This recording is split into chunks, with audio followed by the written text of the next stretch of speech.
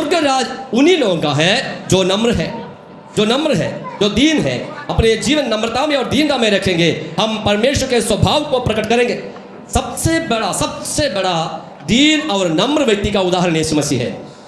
क्यों क्यों क्यों यीशु मसीह सबसे बड़ा दीन और नम्रता का उदाहरण यीशु मसीह है? क्यों? वो कहाँ था, कहाँ आया? Praise the Lord. स्वर्ग में था। हम लोग कोई स्वर्ग में नहीं था, हम लोग इंतजार कर रहे जाने के लिए। पिता के दाहिने ओर बैठा हुआ था, लाखों हजारों स्वर्गदूत उसके सामने उसका नाम लेकर पुकारता था, पवित्र पवित्र पवित्र सेनाओं का यहोवा परमेश्वर। सारे सृष्टि का सृष्टि करता है। उन सारे चीज़ों को उन्होंने छोड़कर एक मनुष्य का रूप धारण करके आया। राजा के घर में भी नहीं आया, शास्त्री के घर में नहीं आया, प्रेज़ द लॉर्ड, फरीसी के घर में नहीं आया, कोई धार्मिक व्यक्ति के घर में नहीं आया। एक गौशाला में जन्म लिया। दिसंबर आ रहे ना, हालेलुया। हम लोग याद करेंगे गौशाले को, मरियम को, यूसुफ को। एक गौशाला में यीशु जन्म लिया। कोई नहीं था वहाँ पर यीशु को, हालेलुया, आमीन, यीशु को वस्त्र देने के लिए, यीशु को अंगूठी पहनाने के लिए, उसका नाम देने के लिए वह परमेश्वर ने अपने स्वर्गदूत को भेजा, चरवाहों को भेजा। दीन और नम्र लोग यीशु मसीह का सेवा किया।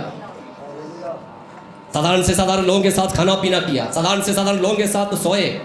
आखिरी में अपने आप को दीन किया। वो प्रभु यीशु मसीह को संसार के लोग क्रूस पर लटका के और बेइज्जत कर दिया।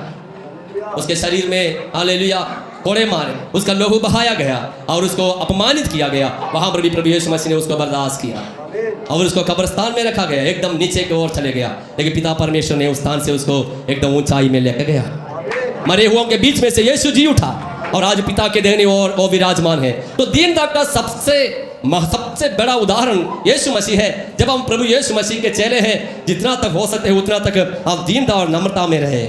हम किसी बात की घमंड न करें, हम एक दूसरों से प्रेम करें, एक दूसरों को क्षमा करें, एक दूसरों के अधीनता में रहे। आमीन। हम एक दूसरों के लिए आशीष का कारण बने। इस तरह मसीह का स्वभाव हमारे जीवन के द्वारा प्रकट करेंगे तो परमेश्वर का राज्य हमारा है।